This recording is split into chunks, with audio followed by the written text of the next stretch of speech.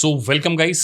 आज हम लोग सीखने जा रहे हैं यूएससीएमए में एज ए क्वेश्चन बच्चे जब फेस करते हैं तो उनको यही नहीं समझ में आता कि सर एज ए क्वेश्चन को हमें आंसर कैसे करना है। पहली बात, ये एक सीरीज का पार्ट है। हम आने वाले समय में आपको कम से कम 15 से 20 एज ए क्वेश्चन मैं आपको लाइव इस सेशन में क्या करने जा रहा हूं, समझाने जा रहा हूं कि किस तरीके से आपकी अप्रोच एज ए क्वेश्चन में होनी चाहिए, क्या क्या कीवर्ड्स आपको हाईलाइट करना चाहिए जिससे आपके पास होने के चांसेस बढ़ जाए। तो ये यूएससीएमए पार्ट 1 में इंपॉर्टेंट एज ए क्वेश्चन की सीरीज का पहला वीडियो है जिसमें हम पढ़ने जा रहे हैं बैलेंस स्कोर कार्ड की। अगर आपके पास कोई केस स्टडी आती है, कोई एज ए क्वेश्चन आता है, तो आप उसकी ओर अप्रोच कैसे करेंगे वो पूरा डिस्कशन आज के इस वीडियो में हम करने वाले हैं। तो अगर आपने अभी तक हमारे चैनल को सब्सक्राइब नहीं किया तो प्लीज सब्सक्राइब द चैनल, क्योंकि अगर आप यूएससीएमए करने जा रहे हैं तो एज ए क्वेश्चन बहुत इंपॉर्टेंट होंगे और इस चैनल के थ्रू आपको उसके बारे में नॉलेज मिलेगा। बहुत सारे बेसिक कॉन्सेप्ट्स के बारे में पढ़ेंगे, थ्योरीज के बारे में पढ़ेंगे, तो यूएससीएमए में समझेंगे। अब बैलेंस स्कोर कार्ड है क्या? देखिए, जब कभी भी आपको एज ए क्वेश्चन करना हो तो आपको बैलेंस स्कोर कार्ड के 2 कीवर्ड्स को मैंने हाईलाइट कर लिया। मतलब अगर आप एग्जाम में आपको बैलेंस स्कोर कार्ड के ऊपर कोई एज ए क्वेश्चन देखने को मिले तो ये कीवर्ड्स होने चाहिए। सबसे पहले उसकी definition, the balance score card is a tool used by business to measure and improve the performance. मैंने आपके कन्वीनियंट के लिए लाइन को हाईलाइट कर दिया। हाईलाइट करने का पर्पस ही कि आपकी बेसिक इंग्लिश भी हो तो भी आप इन 2 चीजों को हाईलाइट करें, use by business to measure and improve the performance. अब हमें मेजरमेंट करना है और हमारी परफॉर्मेंस को इंप्रूव भी करना है। ये कहीं ना कहीं बैलेंस स्कोर कार्ड का पर्पस होता है और इसके 4 एंगल होते हैं। ये 4 तरीके से 4 डिफरेंट एंगल्स।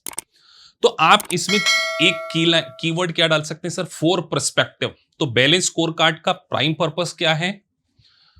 एक ऐसा टूल जो कि बिजनेस के द्वारा अपनी परफॉर्मेंस को इंप्रूव और मेजर करने के लिए 4 पर्सपेक्टिव। 4 पर्सपेक्टिव क्या होते हैं एक एक करके डिस्कस करते हैं। ये 4 भी आपको वहां पे लिखने पड़ेंगे। अगर बैलेंस स्कोर कार्ड का कोई भी एज ए क्वेश्चन आता है तो पहला वर्ड होना चाहिए फाइनेंशियल पर्सपेक्टिव, कि हमें एक ऑर्गेनाइजेशन की फाइनेंशियल परफॉर्मेंस को मेजरमेंट करना है और उसको इंप्रूव करना है। तो एक तरीका यह हो सकता है। दूसरा, कस्टमर। अब कस्टमर का सेटिस्फेक्शन कैसे बढ़ाएं, तो कस्टमर सेटिस्फेक्शन पर्सपेक्टिव। तीसरा, इंटरनल बिजनेस प्रोसेस को इंप्रूव करना, और एक लर्निंग एंड ग्रोथ पर्सपेक्टिव। तो 4 पर्सपेक्टिव कीवर्ड्स आपको लिखने पड़ेंगे।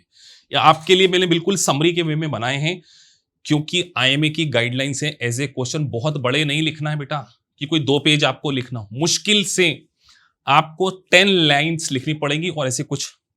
तो ये 4 perspective, financial perspective, customer perspective, internal business process perspective, और चौथा है लर्निंग एंड ग्रोथ पर्सपेक्टिव।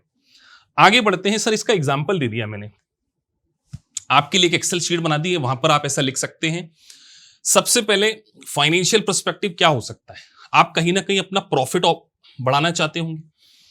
यही हो सकता है ना कि मैं अपना प्रॉफिट कैसे बढ़ाऊं, फाइनेंशियल पर्सपेक्टिव। मैं अपना आरओआई बढ़ाना चाहता हूं, रिटर्न ऑन इन्वेस्टमेंट बनाना चाहता हूं, तो मेरा एक ऑब्जेक्ट हो सकता है।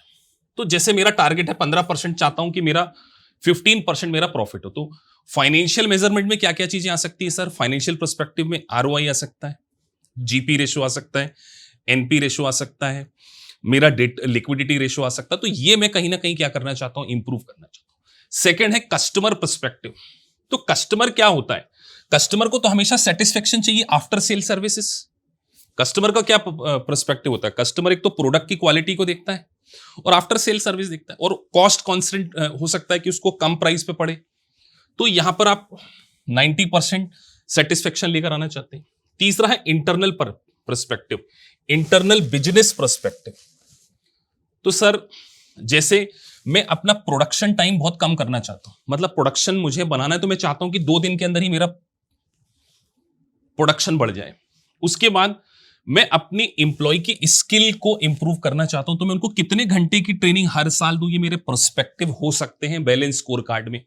तो सर आप क्या लिख नहीं पाएंगे वहां पे कि फाइनेंशियल पर्सपेक्टिव में सर हमें जीपू इंप्रूव करना है, हमें एनपी इंप्रूव करना है, कस्टमर पर्सपेक्टिव हमें क्या करना है, आफ्टर सेल सर्विस इंप्रूव करना है, बिजनेस प्रोसेस में मैं अपना प्रोडक्शन टाइम क्या करना चाहता हूं, कम करना चाहता हूं और लर्निंग ग्रोथ में मैं अपने इंप्लॉय को ट्रेनिंग देना चाहता हूं, ये मेरे पर्सपेक्टिव हो सकते हैं बैलेंस स्कोर कार्ड।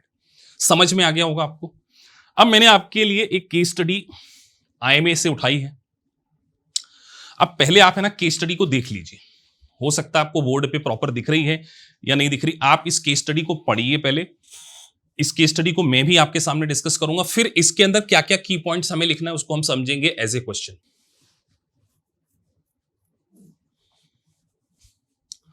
तो देखिए, हम अगर एज ए क्वेश्चन को पढ़ रहे हैं तो हमें कीवर्ड्स पता होना चाहिए। आप एक चीज नोटिस करेंगे एग्जाम में कि आपको ना हाइलाइटर मिलता है एज ए क्वेश्चन, तो आप कुछ चीजों को हाईलाइट कीजिए। जैसे यहां पर एक ABC manufacturing limited was facing decline in the profit despite high sales. तो एक कंपनी की सेल्स तो बढ़ रही है लेकिन उसका प्रॉफिट गिर रहा है। तो कहीं ना कहीं अपनी उस वीकनेस को मेजरमेंट करना चाहेंगे, अपनी परफॉर्मेंस को इंप्रूवमेंट पर्पस होगा। तो इनके पर्सपेक्टिव क्या है, जैसे implement a balance score card to align daily operation with strategic goal. तो देखिए इनका फाइनेंशियल पर्सपेक्टिव क्या है कि वो अपने प्रॉफिट को 10% से बढ़ाना चाहते हैं। तो पहला पर्सपेक्टिव, प्रॉफिट को 10% से बढ़ाना चाहते हैं। क्या करना होगा प्रॉफिट को बढ़ाने के लिए? कस्टमर पर्सपेक्टिव, वो कस्टमर का सेटिस्फेक्शन इंप्रूव करना चाहते हैं। इंटरनल पर्सपेक्टिव से वो अपने प्रोडक्ट के डिफेक्ट को कम करना चाहते हैं और अपनी इंप्लॉय को ट्रेनिंग देना चाहते हैं। तो 4 पर्सपेक्टिव। अब आपसे एग्जाम में एज ए क्वेश्चन में सॉल्यूशन पूछा जाएगा बेटा, कि आपको सॉल्यूशन देना है। तो आप मुझे बताइए आपके सॉल्यूशन कैसे हो सकते हैं कि सर मैं अपना प्रॉफिट कैसे बढ़ाऊं, मैं अपनी कस्टमर सेटिस्फेक्शन कैसे बढ़ाऊं, मैं अपनी इंटरनल प्रोसेस को इतना स्ट्रांग करूं जिससे मेरा प्रोडक्शन में डिफेक्ट कम आए, और मैं अपने इंप्लॉय को हर साल 50 आवर की ट्रेनिंग दूं उनके इंप्रूवमेंट के लिए। अब मुझे इसका सॉल्यूशन ड्राफ्ट करना है। तो देखिए सॉल्यूशन ये एक ऑब्जेक्टिव क्वेश्चन नहीं है, ये एक सब्जेक्टिव मैटर है। हर पर्सन का अलग अलग सोचना हो सकता है, लेकिन मैं कुछ कीवर्ड्स आपको बताने जा रहा हूं। अगर बैलेंस स्कोर कार्ड की क्वेरीज आएंगी तो वो इसी प्रकार से आ सकती है।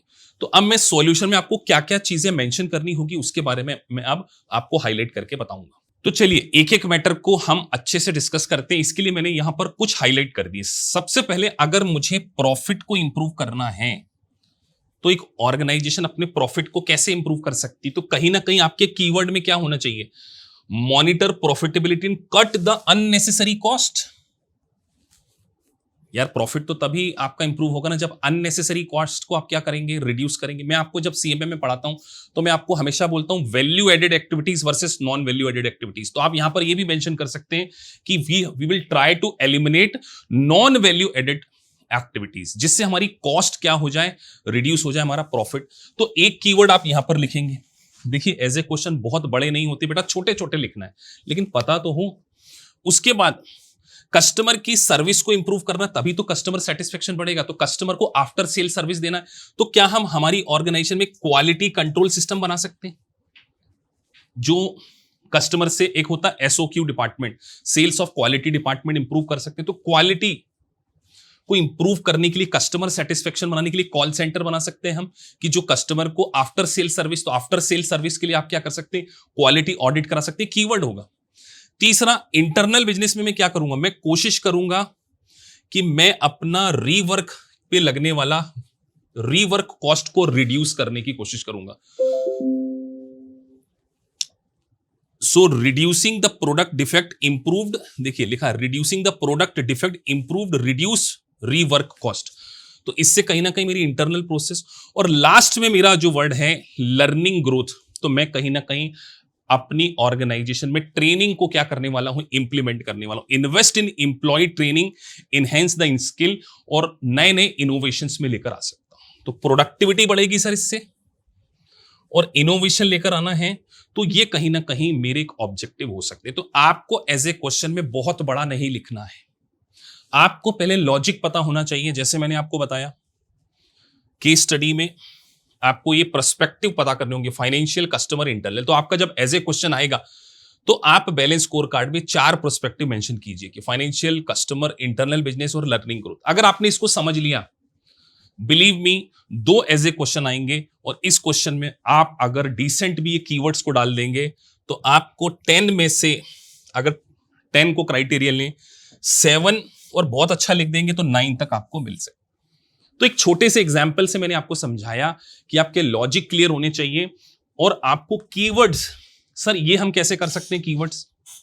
बेटा जब मैं क्लास में आपको रेगुलर पढ़ाऊंगा, और वैसे तो मैंने सीरीज शुरू करी, मैं आपको हाईलाइट कराऊंगा। जैसे मैंने आपको कस्टमर पर्सपेक्टिव से बताया, अननेसेसरी कॉस्ट।